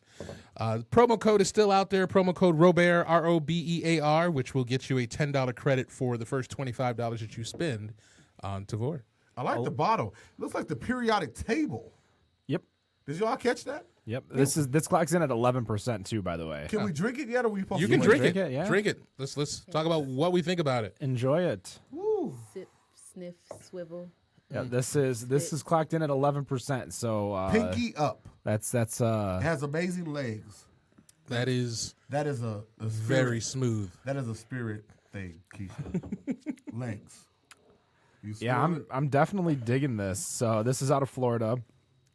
We don't get it up here, do we? No. The only way I could get it was through Tavour or the usual beer traders on Facebook and other beer hunters that are out there. That with them, it definitely. I mean, I've traded for cycle beers before, and usually it can be something like $25 to $30 a bottle plus shipping. And that's what I really loved about Tavour, was being able to actually get it from them for $17.99 and order a bunch of other beers and get them all shipped for less than $15. So before I forget, because I keep forgetting, we're going to give away a $20 gift card to a brewery of your choice to someone Yep. random in the chat room. Elise Johnson, congratulations. $20 gift card to a brewery of your choice. Please reach out to us at betterondraft@gmail.com, and we will secure that gift card for you. She was like commenter of the night. We had last week's giveaway. One, I forgot to reach out to the guy. My bad. But he the company I tried to call for the gift card wouldn't let me buy a gift card over the phone. Oh. I had to come in. So thankfully, the second place he chose. Second place is now the new winner. That's Liberty Street. So I talked to Joe, and Joe's going to let what me up, buy one Joe? over the phone. Still loving your seltzers because they actually have flavor. Well, you know who makes good seltzers is Recolt for sure. I know I talked about it last week. So if you're liking that mead, what they're doing is that they're actually seltzering the mead and making a seltzer out of their mead that they have. So it's a little bit more watered down. It almost tastes like a cocktail, like a mead cocktail. Do you like it? I love it. Yeah. It doesn't have a faint taste like your Bon Vive or Truly or White Claw. It actually tastes like just a less sweet version of their mead, because their mead was very sweet. Yeah. And that's over in Grosse Pointe Park. Yep. Shout out that to they are. RJ. I actually ran into RJ. Harry and I, we ran into her just as we were leaving Jimmy John's Beer Fest. And I think from just a little conversation that RJ and Harry had, that Harry and the guys may actually have them on for Brews Brothers at some point. So- and he's very interested in trying their meads. So it's obvious you guys don't have a problem saluting great spirits and vodkas, but you also don't have a problem saying, "Nah, that's not for me." Is that true? I say things are not for me all yeah. the time. But That peanut butter and jelly beer. you're not worried about the backlash for people not liking it. But What- the what- point is that we can't sit here and just like with every brewery or meadery that we've had on the show and just sit here and say, "Oh, your stuff is amazing. Your stuff is amazing," because they know themselves that everything that they make isn't for everyone. But listen, And so- you're trying to get money, man. The sponsors, baby. We have Okay. I've had the head brewer of Old Nation in here, Travis Fritz, He brought one of his beers called Double Dwarf, and I told him it was one of the worst beers I've ever had. And it's not for the fact that I think it's a bad beer or I think he did a bad job. We both know that beer just wasn't for me. And that's a lot of things. Like when you're drinking beer, there's so many different styles and variations. Like under the BJCP, I think there's like 56 or 57 different beer styles. And then there's a lot of subcategories in those beer styles. So you're talking over 200 different beer styles. I'm not going to like every single one. I'm not going to. Yeah. So I'm going to try it. And if I like it, great. And if I don't, it's no big deal. Everyone that listens to the show knows I do not like IPAs. You could put 100 IPAs in front of me, and I'm going to dislike 99 of them. I agree. I don't like IPAs at all. Brewer comes in and gives me an IPA, I'm going to try it, and you might get a bitter taste mouth out of face out of me. But that's kind of it. Like I'm not going to tell you I'm going to tell you if I don't like your product, but I'm not going to tell you your product sucks. Right. I think that's two different things. Like that peanut butter and jelly beer, I'm not going to say it sucks. I'm just going to say it's not for me because it just isn't for me. And that's what kind of goes into is because one of the other things that we tend to talk about is their ratings that they get on Untapped, some of the beer rating or Beer Advocate and things like that, where people will just simply go on there and they'll rate something 1 star. Oh my God, this sucked. It wasn't for me. And a lot of them don't really care for those ratings, but they kind of look at it and say, well, okay, whatever. But they're not getting any substance out of it to basically say, okay, you said it sucked. Or somebody drinks an IPA, it's like, oh my God, this stuff is this is nasty. This is why I drink stouts. Well, then why did you rate an IPA a 1 star when you don't like IPAs and you like stouts? I mean, what they want and what we want to also give is to give a truthful opinion on what their products are for us. I mean, we could just as well sit here all day and tell everybody who listens, all 12 of them, that Stop it. that Stop it. oh my Start your God, own this is the podcast. greatest beer. This is the greatest mead. You guys have to try this stuff. And even if we give something negative, they may still go out and try it because we're simply saying it's not for me. And it also takes into a fact that, like, if I get some type of brown ale and I say I don't like the brown ale, a lot of people are going to look at that and be like, wow, that's pretty huge because I'm a huge brown ale fan. Right. So if I'm not a fan of it, that means that something is up with it. Maybe it's infected. Maybe it's too sweet. Maybe it's American style versus an English style. So if Rob talks about any type of, darker beer, a porter, a stout, people are going to go for it. Like a Kolsch. Or Matt last week, If when we were talking, when there was the cucumber Kolsch. Yeah. And Like Matt loves crisp lagers and pilsners and Kolsches, but if he tells you something's not good, a lot of people are going to be like, "Ooh, maybe I should not have that." But in the same sense, we want you to try these beers. We want you to experience it just as we do. We're going to tell you our experience, but our experience is not your experience. Yeah. How did that feel to you guys when you first realized people move because of what you like and dislike? I don't know for me, it doesn't feel like that they move. It just feels like, they hear my opinion and they may say, well, Well, hold on. Let's try this. Simon says, "Bring me brown ales." Y'all heard that. Shout out to everybody listening to the show right now. He want him up here next week. Friday. We are 2 weeks. Yep, in 2 weeks. We We are will be. actually going to be doing live shows at Eastern Market Brewing Company. Shout out. Thursday and Friday, the beer festival. So we're going to be doing it up until the beer fest, which opens at 4:00 on Friday, and then we're going to start drinking some beers and pouring some beers. Yeah. I'll be walking around, giving maybe some crowd reactions to things and just checking out the beer fest like we normally do. Yep. So, are you guys taking applications? Because I want to be part of the team, man. This team is rolling a little deep right now. See how they do Pause. me? See how they do me? Pause. We done said pause like 14 times on this podcast. I don't even know what pause means. We'll tell you later. After the show. Yeah. Now I feel really left out. We love you. It's all right, man. We'll get there. We'll get there. Well, we actually just hosted our own beer fest this past weekend. We had 39 breweries, I believe there. Yeah. 39 breweries. There was a cornhole tournament, a disc golf tournament. We gave away $50 gift cards to Zatuna Liquor, a Michigan beer box. They got me to drive up north. They got up north, Yeah. past 59. Past M59. I was actually past M59. I'm glad you said that. Because when you, and listen, I don't know if I should say it, but I'm saying it anyway. When you're a brother and you go past 59, like, it's getting pretty serious. I mean, man. I had to change my boundary because for me it used to be 14 mile, and I said, you know 14? what? You stopped at 14? I stopped. There's nothing. For me, there was nothing after that. You used to go to the Butterfly, didn't you? There's a lot to say. 14 Mile of Van Dyke. Butterfly. You remember that? On 14 Mile of Van yeah. Arcade? Yes. Caddyshack, also the name of it. Oh my God, what was the actual name of it? I think it was called the Caddyshack, but people called it the Butterfly. I remember. I remember the reason. Butterfly. I remember it They had being go-karts. smoke filled.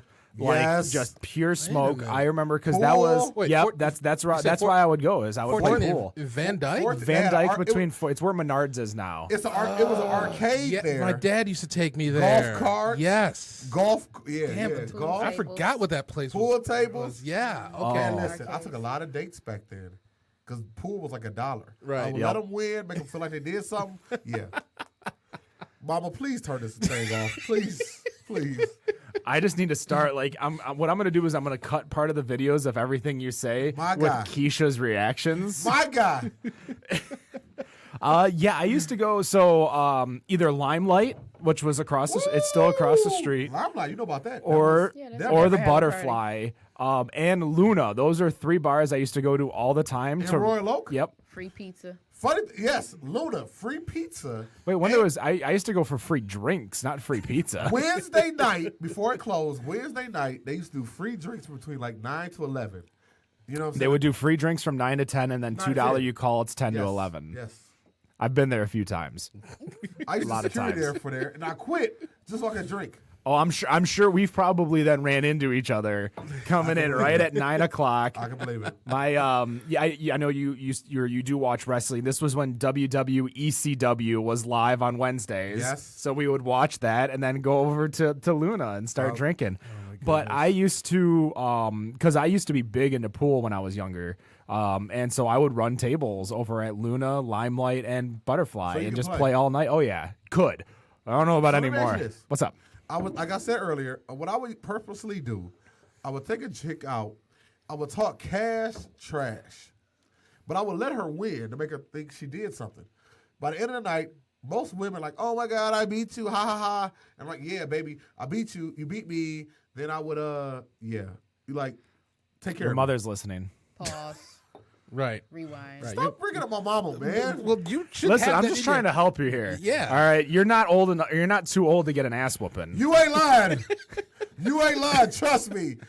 Me and my mama eat every other Sunday at Oh. Mongolian buffet, a Chinese buffet. Gonna be an And trust interesting me, table she's gonna talk conversation about next it. I time. mean, you lucky. This after all of this coming Sunday ain't first Sunday. Say, oh my God. You Keith, take over the mic. You ain't take over the mic. I can't do it anymore. supposed to, that's what it's We're just trying to save you from yourself. Yeah, exactly. you, guys. Exactly. Let's back to the topics. Just stay off. Well, we're talking about the beer festival coming up this weekend. We're going to be doing shows. We've already got a lot of brewers lined up for Friday, including the president of the Brewers Guild, Scott Newman Bale from Shorts Brewing, who's going to be on the show. But you know who's really going to be at the festival too? North Center Brewing. Oh, they from are. Northville, Michigan, just on North Center Road, just south of 8 Mile. Go check them out over in Northville. They trick magic with some of their beers. What up, I Cody? am so excited to get a chance to taste some more of them. They've been a sponsor for us for 190 episodes or so, so we appreciate it each and every week. Definitely. So go support them. Now we're talking bar games. We're talking. What about shuffleboard, like table shuffle? Okay. See, y'all gonna keep making me go to my past. How old are you guys again? I'm only 33. How old are you? I'm think. 43. 33. Do you remember Wheels In? Wheels in Troy, Wheels in. or no, Wheels in the in Canada. Yes. Yeah. That was I was 8 years old. The very first time I ever seen shuffleboard. I've been a fan of it ever since. So you brought up shuffleboard. Yes, I'm down. Let me know where it's at. I'm gonna be there. So Wheels in closed in 2011. Okay. Yeah. Or 2010, excuse me. Hey, you ain't no joke with that, man. Them Twitter fingers, man. He's fast on that internet, man. Gosh. Well, so before we used to go to Frankenmuth for New Year's, we used to go to Wheels In. So that's how I had my knowledge of Wheels In and going to the arcades. I remember playing like Mortal Kombat Yep. 2 there, Yep. and we would. I mean, that was back when all you needed was a birth certificate to get across the border, and So since we going back, you guys remember Boblo? Boblo? Yeah. Of course you remember Boblo. I was too young for Boblo. Okay. I did learn though. I think it was my grandfather was one of the captains for the boat that burned down that last year, I believe it was. Seriously? Yeah. Wow. So I showed it to because my, you always talk about the Boblo boats and, being able to go to Canada so easy from Boblo Island. I got to just go to the other ferry. Right. Yeah, so I messaged my parents and I'm like, oh, did you see this? The Boblo boat, the one of the last ones is burning down. And my dad's like, yeah, your grandfather used to captain it. Wow. And I'm like, well, that's an interesting. It's a family member, but I never got to meet my grandfather on my dad's side, so I don't know if it was him or if it was another family member. So that's why I'm spacing a little bit, and I'm sure my mother, if she's still awake, will correct me in the chat. I was like, she wasn't there earlier. She was in there earlier. Yeah. So Urban Embodiment, you guys are online. You're doing a bunch of other things. So do you have an ugly sweater of choice? Like, is it just like an ugly Christmas sweater that you see in the movies, or do you have like a specialty from Etsy? Just whatever people want to wear. I mean, Walmart usually has a nice selection. Well, Kmart's. Well, I'm talking about you. Oh, me? Yeah. I Bringing up try to Kmart. Oh no, More old they're actually closing on 10 in DeQuinder. I used to work inside the one at 12 in DeQuinder, or 12 in John R. They Yeah, didn't have I subs did at that too one, for a did they? minute. They did not have subs. There was the Flagstar Bank, which is where I worked, and the Olin Mills, which is where I worked. Okay. So I never worked for Kmart, but I worked for 2 stores in Kmart. Okay. I worked at Kmart like during the holiday season about 2013 on 12 and John R. And it's going to be BJ's there now. So Pause. Oh, jeez. It's going to be what? BJ's. Pause. Not that The- BJ. I know. BJ's the wholesale club. I know. The warehouse or the brew house? The Yeah, there is warehouse. a BJ's brew house here Yeah. now. Yeah. I know about And a both. CJ's. Yeah, and the CJ's. Yeah, but I usually when I go for my Christmas sweater, I try to get what everyone else doesn't have. Facts. So I try to get something that's unique. So I've got. Do you have any specialty Christmas sweaters? Of course. I got my ugly Pittsburgh Steelers Christmas You got sweater. the Steelers one. Damn right. Last year, she spoke on earlier, our bowling party we had the first year we had Urban Embodiment. I did a onesie. So I purposely wanted to be a giant 6'5", 285-pound Hot and black sweaty. man in a ugly Christmas sweater onesie. Last year, because we were doing an event, which was a party, I just wore a blazer that was Christmas inspired. Oh, look at that. goodness. So I have 2 ugly sweaters. One's actually a T-shirt because I thought it was a sweater, but it was in the form of a sweater because they're a specialty. So I have Drake's Hotline Bling as an ugly sweater. Oh, that's right. you Nice. do. Him doing the little like bent over dancing part. Oh. Yes. And then I also have one from the Avengers, which is Thor, and it says half of you are on my naughty list. So if you guys are obviously Marvel fans, he snapped and half the universe disappeared. So half of you are on my naughty list. Nice. So those are the 2 ugly sweaters that I have. I love that Drake one though. That's a great. Oh, that Drake one is amazing. I I've will never say seen this that before one. we go any further. Uh-oh. You guys are always, you guys have carte blanche. What does that mean? Blank check. Oh, so Or I can't white say check. that. Okay, then I don't know what it means. But you guys can come to any of our events, and we want you there free. Just walk in. We'll take care of you, okay? That's what carte blanche means. Oh, that's what I just said. I didn't say you were wrong. I was waiting Somebody for you to said say. a sweater. What did you say? Oh. Are you saying cashmere or cardigan? Check or something. But anyway, real talk. Because you guys have ugly Christmas sweaters. We're doing an ugly Christmas sweater party here, December 6th. So if you guys want to come, we would love to have you there. And let all your listeners come check us out at that event. Where is it at? At 14710 Puritan, Detroit. At the 710 Hall. Yes. You see how we do that? Like we this is a team, man. We've been doing this 10 years in the game. Even though we only been Urban Embodiment for 2 years, this is 10 years in the game. So speaking of that, with being in there for 2 years, and I mean it's been 2 years recently, right? It's been like about a week ago that you guys had your 2-year anniversary. Absolutely. Yeah. So- whoa, you study. I like that. You researched before we came in here. That's my job. So obviously with 2 years, what have you learned to do differently, and what do you think or basically what are your plans for the future? Now, as far as the plans for the future, that's a good question. hopefully we'll be able to expand into different markets. But usually we just try to do what other people aren't doing. And I mean, it's like, it's kind of hard to explain our creativity, you know what I mean? Because it's just there, you know what I'm saying? Naturally, It's just something that we're born with. We get an idea, we put it out there on social media. If we get enough interest in it, then we'll just implement it. So we try to do things other people aren't doing, or other entities aren't doing, or we'll do what they're doing and put our own spin on it, make it more interesting. I definitely agree with that. Both me and her, we're both. And I think she could agree with this. We're out of the box, if you you will. We like to try different things, like the mobile bartender battle, whatever it is. Ideas come above our heads, and we said, let's try it. If it doesn't work out, cool.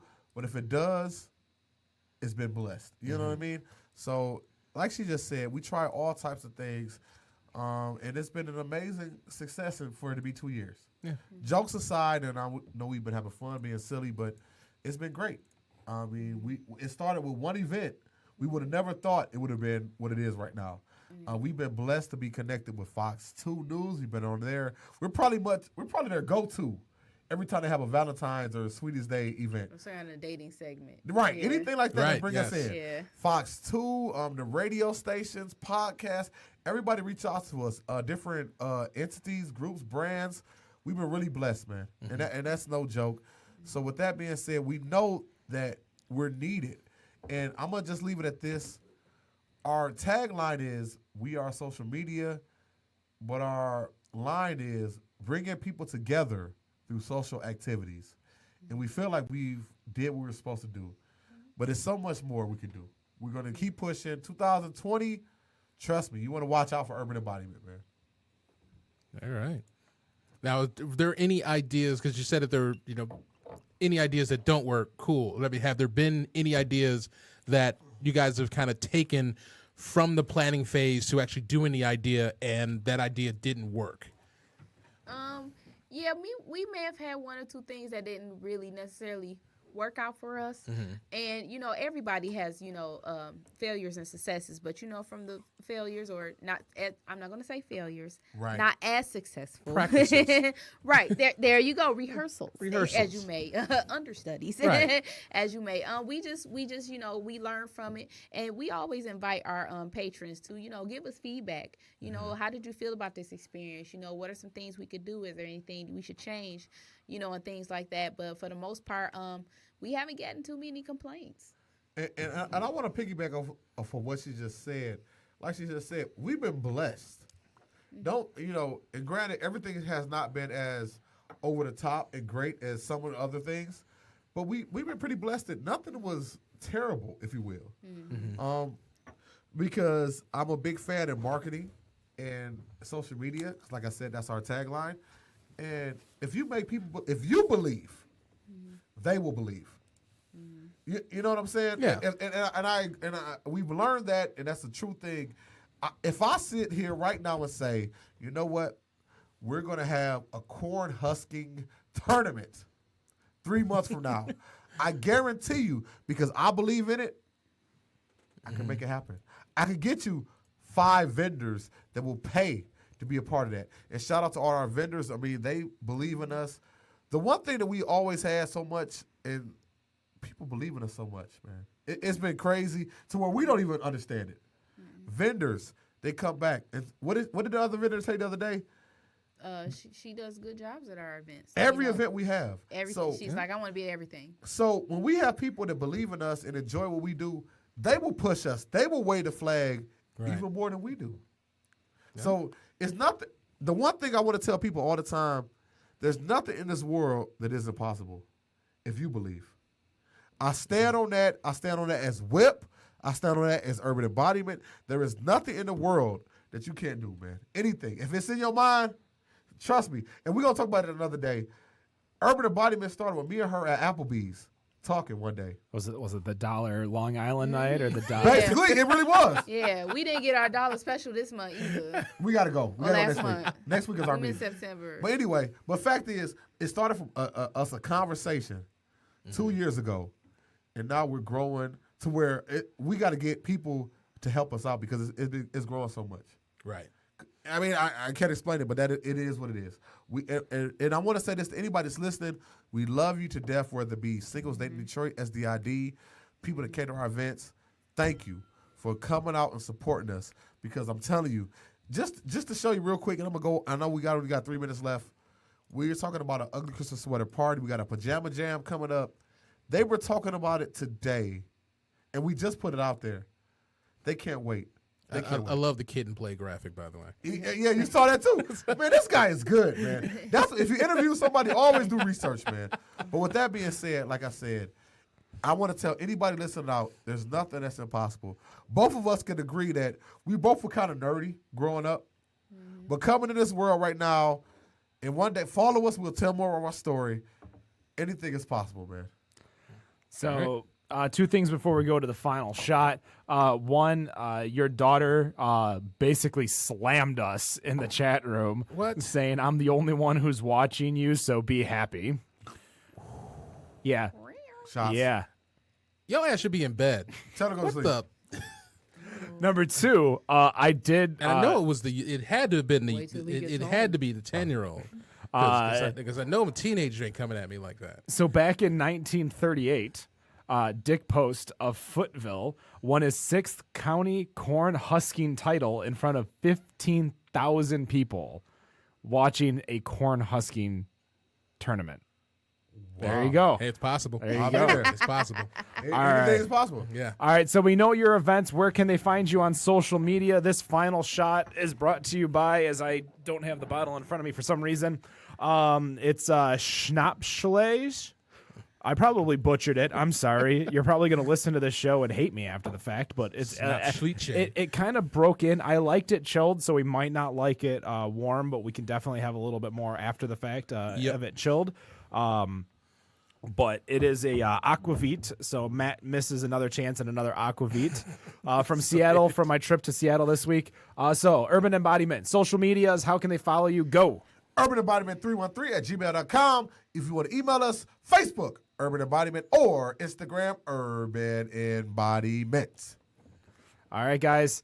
Salute. Cheers. Enjoy. And here we go.